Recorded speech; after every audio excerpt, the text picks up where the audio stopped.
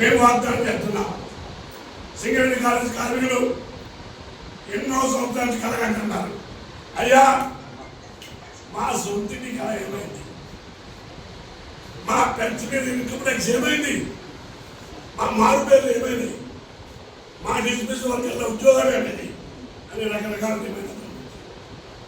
INTUC బాధ్యత తీసుకుంటుంది, ప్రభుత్వంతో మాట్లాడుతుంది. మాకు సంజయ్ రెడ్డి గారు లాంటి సీనియర్ నాయకుడు ఆశీస్సులు ఉన్నాయి. భారతదేశంలో అతిపెద్ద కార్మిక సంఘం ఐఎన్టీసీ. ఎవరు బాధ్యత తీసుకున్నా తీసుకోవాలి. ఐఎన్టీసీ కాంగ్రెస్ పార్టీ బాధ్యత తీసుకుని సిగరెట్ కార్మికుల్ని వాళ్ళ కుటుంబాన్ని మంచి చేయాల్సిన బాధ్యత పార్టీ ఉంది.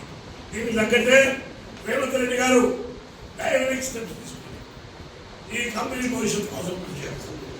అంతేకాదు ఈ కంపెనీ ప్రోగ్రెస్ ఉన్నది. రేవంత్ రెడ్డి గారు, బట్టి గారు, సీఎంపీ బలరాం గారు, బీజేపీ ప్రభుత్వం ఉన్న రాజస్థాన్లో, కాంగ్రెస్ ప్రభుత్వం తెలంగాణలో ఉన్న 3100 మెగావాట్ల పవర్ స్టేషన్ జాయింట్ వెంచర్ చేస్తారు. అందులో 1500 థర్మల్ పవర్, 1600 హైడల్ పవర్. ఇటువంటి అగ్రిమెంట్ చేస్తాం.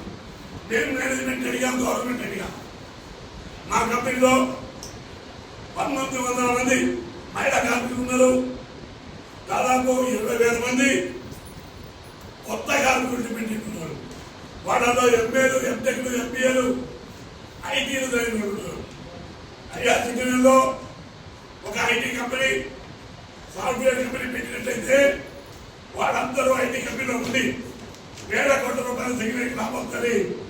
బలరాం గారిని గవర్నమెంట్ ఒప్పించడం జరిగింది.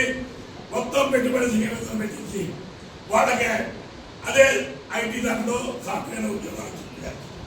ఇంకో మాట ఏంటంటే రామగుండం మంచిగా పరిసర ప్రాంతాలు, గోదావరి ప్రారంభించింది. ఇక్కడ గుంటూరులో రాయించుంది, లాటరైట్ మైన్స్ ఉన్నాయి. 2 సిమెంట్ కర్మాగారాలు పెట్టినట్టే ఈ ప్రాంతంలో ఉన్నటువంటి నిరుద్యోగ యువతకి కనీసం 3-4 వేల మందికి ఉద్యోగాలు ఉంటాయి. కాబట్టి ఈ ప్రాంత ప్రజలు, ఈ ప్రాంతంలో ఉన్న కార్మికులు, నిరుద్యోగులు కాంగ్రెస్ పార్టీని, ఐఎన్టీసీని బలపరచాలని, రానున్న రోజుల్లో ఈ కంపెనీ భవిష్యత్తుని కాపాడే దమ్ము, శక్తి రేవంత్ రెడ్డి నాయకత్వంలో, ఐఎన్టీసీ నాయకత్వంలో తప్పకుండా తెలియజేస్తుంది.